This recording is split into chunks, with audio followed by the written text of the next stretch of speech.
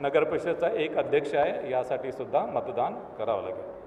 नगरपंचायतमध्ये आपल्याला माहीत आहे की फक्त एक सदस्य असतो आणि एक अध्यक्ष, त्याच्यामुळे तिथे मतदारांना नगरपंचायतीसाठी 2 मतं द्यावे लागते.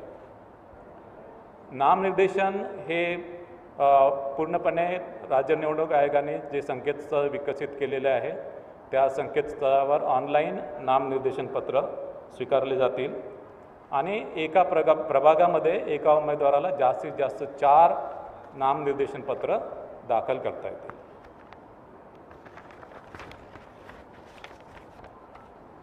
संकेतस्थळावर नामनिर्देशन पत्र दाखल केल्यानंतर त्याची प्रिंटआउट काढून ती संबंधित निवडणूक निर्णय अधिकाऱ्याकडे उमेदवारांना द्यावी लागेल.